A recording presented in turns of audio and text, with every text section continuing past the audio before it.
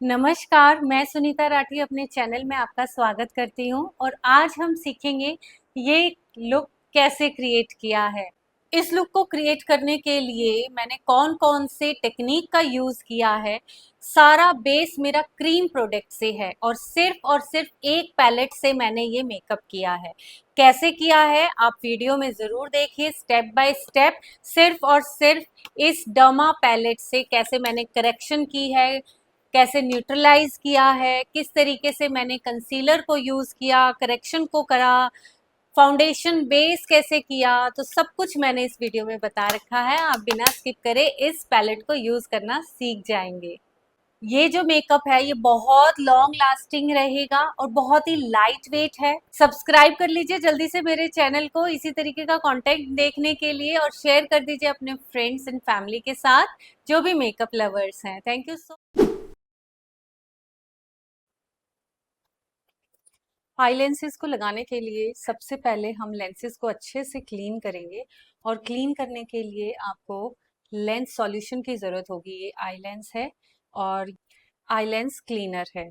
Lens को इस तरीके से लेना है आपने और कोई भी एक मिरर की हेल्प से आप इस तरीके से स्ट्रेच करेंगे आई को और ऊपर देखते हुए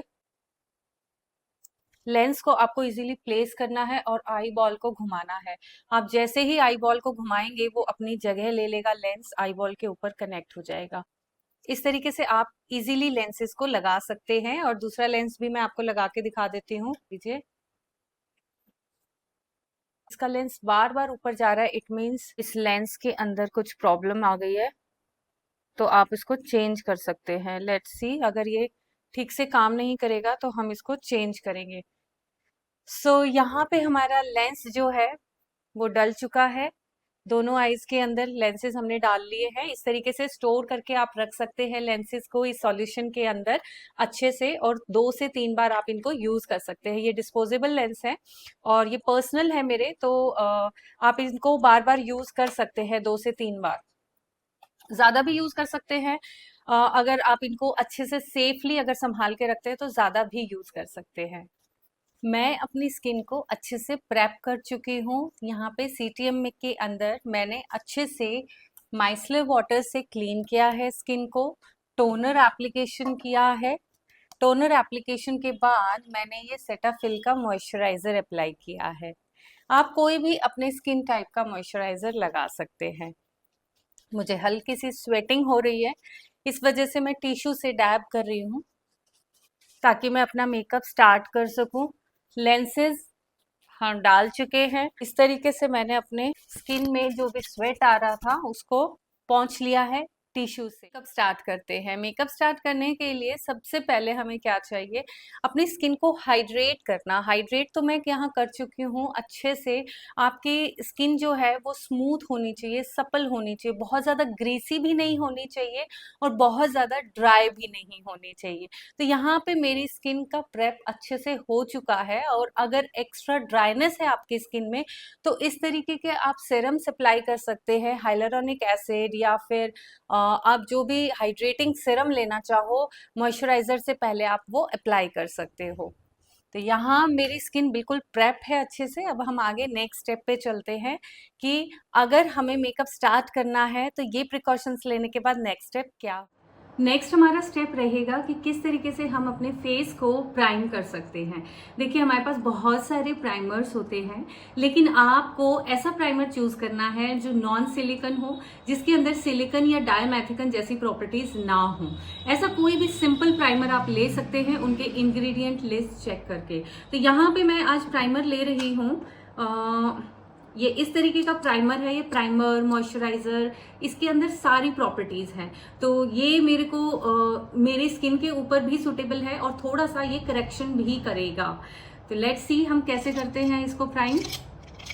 मैंने लिया ये फाउंडेशन फ्लैट ब्रश और मैं इसकी हेल्प से मैं प्राइम करूंगी। इस तरीके से ब्रश की हेल्प से मैंने प्राइमर को अप्लाई किया ऑल ओवर माई फेस। आप चाहो तो इसको हाथों से भी लगा सकते हो। आज मुझे ब्रश से लगाने का मन है, तो आप चाहो तो इसको ब्रश से भी लगा सकते हो, हाथों से भी लगा सकते हो, as you wish. There is no hard and fast rule. इस तरीके से आपको प्रॉपर एप्लीकेशन करनी है। हालांकि मैं प्राइम कर चुकी थी, अगर मॉइस्चराइज आपने कर लिया है तो आपको नीड नहीं है कि कोई प्राइमर के अंदर मॉइस्चराइजर या हाइड्रेटिंग प्रॉपर्टीज हो, उसको आप यूज करो। अगर आपके पास कोई भी नॉर्मल प्राइमर है आप उसको यूज कर सकते हैं, और आप इस स्टेप को स्किप भी कर सकते हैं। मैं ज्यादातर प्राइमर्स यूज नहीं करती हूँ। सो ये नेक्स्ट स्टेप हमारा कंप्लीट हो गया है। प्राइमर लगाने के बाद आपने मॉइस्चराइजर के बाद प्राइम किया।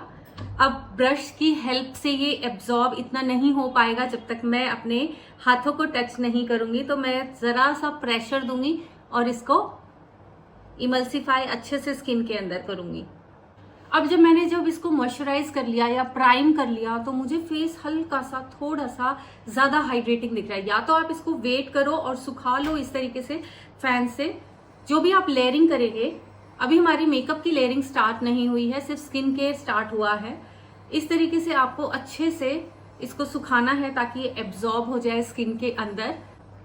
और अगर आपको एक्स्ट्रा लेयर लगती है, ग्रीसीनेस लगती है, तो आप टिश्यू से डैब कर सकते हैं। एक्स्ट्रा प्रोडक्ट जो है वो टिश्यू के अंदर आ जाएगा इस तरीके से। इसके अंदर बहुत ज्यादा हाइड्रेशन थी क्योंकि मैंने हाइड्रेटिंग मॉइस्चराइजर लगाया था, लेकिन वो तो स्किन में अच्छे से बैठ गया था, बट मुझे जो है मेकअप के हिसाब से थोड़ी सी ग्रीसीनेस ज्यादा लग रही थी। अब देखो मेरी स्किन एकदम सपल है, एकदम स्मूथ है अगर मैं चेक करूँ तो, ठीक है। ऐसे स्लाइड भी नहीं कर रही है बहुत ज्यादा, और ऐसे प्लम्प हो चुकी है स्किन। तो स्किन के अंदर एक जो हाइड्रेशन का लेवल चाहिए था वो मुझे प्रॉपर मिल चुका है। अब चलते हैं नेक्स्ट स्टेप पे। सबसे पहले हमें क्या करना है, आज मैं यूज करूंगी ये डर्मा पैलेट क्रायलॉन की, और इसको हम यूज कैसे करेंगे। सबसे पहले हम अंडर आई सर्कल्स, जैसे हल्का सा डार्कनेस या पिगमेंटेशन, या जहां पे भी आपके स्किन कंसर्न है, जहां पे भी आपको डार्कनेस है या अनइवन स्किन टोन है, उसको आपको बैलेंस करना है। किस तरीके से करना है, जितना डार्क पैच होगा उतना ज्यादा आपको करेक्टर रेड टोन का इंक्रीज कर देना है, रेड या ऑरेंज कलर का करेक्टर लेना है। अब मैं यहाँ पे ले रही हूँ ये D30 क्रायलॉन का डर्मा। अब सबसे पहले हम इसको मेल्ट करेंगे। आप चाहो तो अपनी प्लेट में निकाल के भी अच्छे से मेल्ट कर सकते हैं। मैं यहाँ पे फिंगर का ही यूज कर रही हूँ, आप चाहो तो ब्रश का यूज भी कर सकते हो। प्रोडक्ट को मैंने फिंगर पे निकाला अच्छे से, जरा सा जहां पे डिस्कलरेशन है, यहाँ मैं प्लेट के अंदर अच्छे से प्रोडक्ट को मेल्ट कर रही हूँ, मिनिमल कर रही हूँ, क्योंकि बहुत ही कम क्वांटिटी में हम लगाएंगे। डर्मा जो होता है वो थिक बेस होता है, ठीक है। तो यहाँ पे मेरी जो स्किन है वो थोड़ी सी ड्राई टू नॉर्मल की तरफ है। डर्मा को मैंने सिलेक्ट किया है, ये क्रीम बेस्ड प्रोडक्ट है। आज हम सारा लुक जो है क्रीम बेस्ड क्रायलॉन इस डर्मा से ही करेंगे। क्रायलॉन ब्रांड का ये डर्मा कैमोफ्लेज क्रीम पैलेट है, आज सारा बेस इसी से करेंगे। तो मैंने यहाँ पे ऑरेंज करेक्टर लिया D30 और अंडर आईज पे इस तरीके से लगा दिया। अभी मैंने नीचे सिर्फ प्राइमर, मॉइस्चराइजर ये सब लगाया था और स्किन में अच्छे से बैठ चुका है, तो इसलिए मैं अगर हल्का सा इस तरीके से डैब करके या ज्यादा प्रोडक्ट हो गया इस तरीके से रब करके हटा दूंगी तो कोई इश्यूज नहीं है, क्योंकि अभी लेयरिंग मेकअप की नहीं है, ये फर्स्ट लेयरिंग है हमारी करेक्टर की जो है, ये हमारी फर्स्ट लेयरिंग है। तो मैं जरा सा सिर्फ कैमोफ्लेज करूंगी अपने हल्के से डार्क अनइवन स्किन टोन को जहां पे भी मुझे लग रहा है। और मेकअप में हमेशा एक ही बात याद रखा करो, लेस इज मोर। जितना कम प्रोडक्ट लेंगे उतना ज्यादा मेकअप अच्छा होगा। तो इस तरीके से मैं ब्लेंड करके भी लगा सकती हूँ, क्योंकि जैसे मैंने आपको बताया लेयरिंग नहीं है तो हम कोई डिस्टर्ब नहीं होने वाली। हमारी अंदर की जो लेयरिंग है सिर्फ मॉइस्चराइजर ही है अभी और प्राइमर ही है, इसलिए मैं इसे ब्लेंड करके लगा रही हूँ ताकि थोड़ा सा स्पीड अप हो जाए।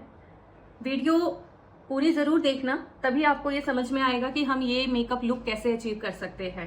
तो सिर्फ एक पैलेट से हम कैसे मेकअप कर पाएंगे इस तरीके से। मेरी थोड़ी स्वेटी स्किन भी है, इसीलिए मैंने क्रायलॉन का ये डर्मा यूज किया है, और थोड़ी नहीं काफी स्वेटी स्किन है। अभी मेकअप करते करते भी आपको काफी बार ऐसे लगेगा कि हाँ स्वेट आ गया है फेस के ऊपर। और ये देखिए जितना भी अनइवन स्किन टोन है वो आपको इससे हाइड करना है। ये मेरा नेचुरल कॉन्टोर है, मैं इसको ज्यादातर हाइड नहीं करती हूँ, बट मैं आपको अनइवन स्किन टोन कवर करने के लिए ये दिखा रही हूँ। और एक्स्ट्रा मैं कहीं पे भी नहीं लगाऊंगी, जहां मुझे नीड है सिर्फ मैं वहीं पे कैमोफ्लेज करूंगी। आपको भर भर के करेक्टर नहीं लगाना है। अब जब आप सामने देखेंगे तो आपको सारा टोन जो है इवन दिखाई देना चाहिए, हल्का हल्का ऑरेंज, क्योंकि जो डार्कनेस है, डार्कनेस को ऑरेंज कलर जो है या रेड कलर जो है वो छुपा देता है, यानी कि वो न्यूट्रलाइज कर देता है। इसी वजह से हमने यहाँ पे ऑरेंज करेक्टर को यूज किया है। हमारी अंडर आईज की स्किन जो होती है वो बहुत ही पतली, मैं इसमें टाइम क्यों लगा रही हूँ, क्योंकि अगर मेरी ये फर्स्ट लेयरिंग अच्छी हुई और फिर सेकंड लेयरिंग भी अच्छी हुई तो मेरा मेकअप बहुत अच्छा लगेगा। इसी वजह से आपको इसको टाइम लगा के ही करना है।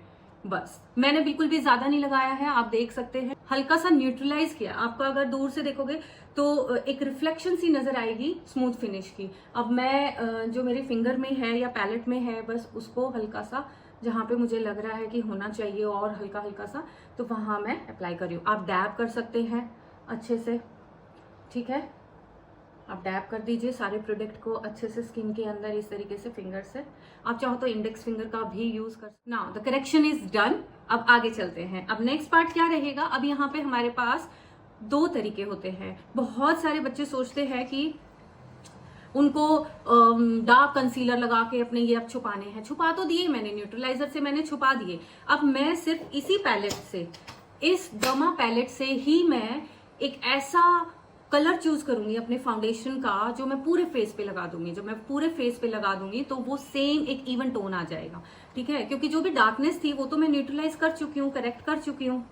अब आप देखेंगे कि जहां जहां पे मैंने ऑरेंज करेक्टर लगाया है इसको थोड़ा ड्राई कर लेते हैं। अब हम अपना शेड सिलेक्ट करेंगे। ओके, तो यहाँ पे अब शेड सिलेक्ट करने के लिए मैं D4.5 ये मैं शेड चेक कर रही हूँ, ठीक है। यहाँ मैं लगा के देखूंगी क्योंकि जो पार्ट न्यूट्रलाइज करना था वो मैं कर चुकी हूँ और ये मेरा एक्चुअल स्किन टोन है। इसको मैं अगर यहाँ पे लगाती हूँ और ये ब्लेंड हो जाता है तो इट मीन्स ये मेरा एग्जैक्ट स्किन टोन है।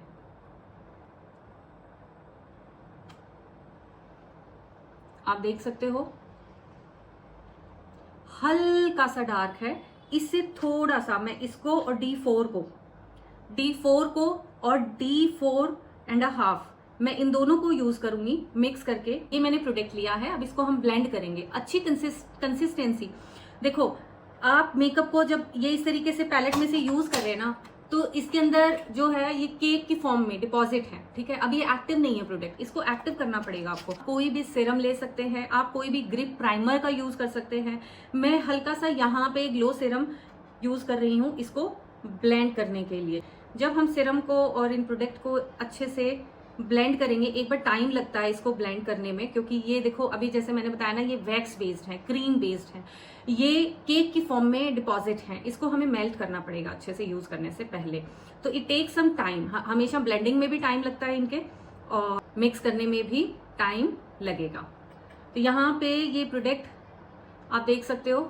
ब्रश लेना है, हम ये काबू की ब्रश ले रहे हैं, ठीक है, और इससे हम अच्छे से जल्दी से आपको इसकी एप्लीकेशन करनी है। आपको ब्रश में अच्छे से लेना है प्रोडक्ट को, इस तरीके से प्रोडक्ट को आपको लेना है ब्रश के अंदर और आपको स्टैम्प करना है फेस के ऊपर इस तरीके से। देखा आपने, कोई कंसीलर नहीं यूज किया। इस टेक्निक से आप बिल्कुल मिनिमम लेयरिंग में काम कर सकते हैं। क्योंकि मैंने ऑरेंज करेक्टर इतना नहीं लगाया तो मुझे नीड नहीं है कि मैं भर भर के सारी क्वांटिटी लगाऊं। और जैसे जैसे मैं आईज के पास जा रही हूं तो मैं हल्का जो ब्रश में बचा हुआ है सिर्फ मैं वही लगा रही हूँ। आप चाहो तो कोई भी स्मूथ ब्रश भी ले सकते हो, जो एंगुलर होता है ना फाउंडेशन ब्रश, वो भी अच्छा काम करेंगे। तो मैं सिर्फ यहाँ पे अंडर आईज में जो भी ब्रश में है वो हल्का सा लगा रही हूँ और मैं डैब कर रही हूँ। अब नीचे मेरी एक लेयरिंग थी उसको मैं डिस्टर्ब नहीं करूंगी, उसको मैं ड्राई कर चुकी हूँ अच्छे से। दोबारा मैंने प्रोडक्ट लिया और इस तरीके से फेस के ऊपर लगाया। आप देख सकते हो इतनी मिनिमम लेयरिंग, इतने कम प्रोडक्ट के साथ, बहुत ही कम प्रोडक्ट है। आपको नीड लगे आप बढ़ा सकते हो लेयरिंग एक बार, ऐसे नहीं है कि आप शुरू में ही ज्यादा लगा दो। देखो प्रोडक्ट को बिल्ड करना बहुत आसान है और ज्यादा लग जाए उसको कम करना इट इज टाइम टेकिंग, और उसको करेक्ट करने में अलग से टाइम लगेगा और डिस्टर्ब भी हो सकती है लेयरिंग। तो इसलिए आप थोड़ा थोड़ा करके बिल्ड कर सकते हैं इस तरीके से अराउंड दिस स्किन। यहां से हमारे क्रैक्स आ जाते हैं या मेकअप हट जाता है तो उसका आपको ध्यान रखना है। अभी फुल कवरेज नहीं है लेकिन एक शीन ग्लो अच्छा खासा आ रहा है मेरे फेस पे। अब मैं चाहूं तो इसको यहीं पे लॉक कर सकती हूँ, हल्का सा ये पार्ट और थोड़ा सा हाईलाइट करके। जरा सा और लेंगे इस प्रोडक्ट को क्योंकि हल्का सा और ब्लेंड करेंगे। नेक एरिया पे मैं बाद में लगाऊंगी लास्ट में।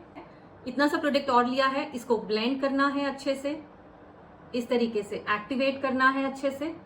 ये जो मेरा सीरम बच गया था वो मैं इसमें मिक्स करूंगी। अब देखो ये इतना शीन ग्लो वाला, इतना बेहतरीन होने वाला है कि आपको लगेगा कि आपने मिनिमल लेयरिंग के साथ, आप कई बार आपने देखा होगा बहुत भर भर के मेकअप लगा देते हैं, वो बहुत हैवी लगता है आपके फेस के ऊपर, ऐसा लगता है परत की परत चढ़ा रखी है और जैसे कपड़े पहना दिए हो स्किन को।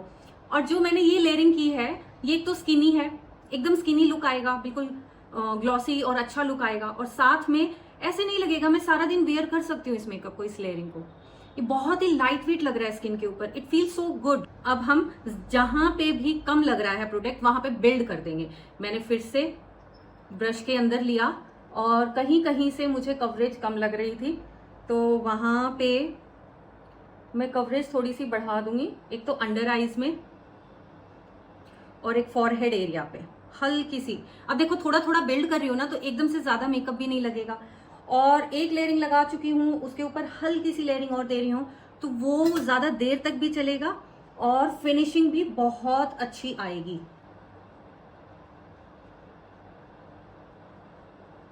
अब देखो फॉरहेड थोड़ा सा वाइट, या आप कह सकते हो लेयरिंग बढ़ा दी।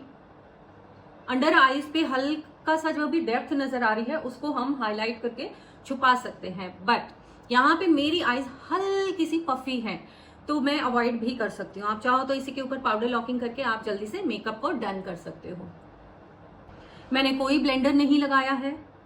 ब्लेंडेड, इसको कैसे करना है, इस तरीके से डैब करना है। देखो बहुत ज्यादा प्रेशर नहीं देना है, अगर आप बहुत ज्यादा प्रेशर देंगे तो नीचे की लेयर डिस्टर्ब हो जाएगी, वो प्रोडक्ट हटने लगेगा। आपको इस तरीके से ये इस तरीके से डैब करना। ब्यूटी ब्लेंडर भी आपका डैम्प होना चाहिए, तो मैंने ये भिगो के रखा था और इस ब्यूटी ब्लेंडर को हम हल्के प्रेशर के साथ, अगर जहां पे आपको लग रहा है कहीं पे प्रोडक्ट ज्यादा है तो प्रेशर आपको कैसा रखना है, बस दैट्स इट, ठीक है, सिर्फ टच करना है।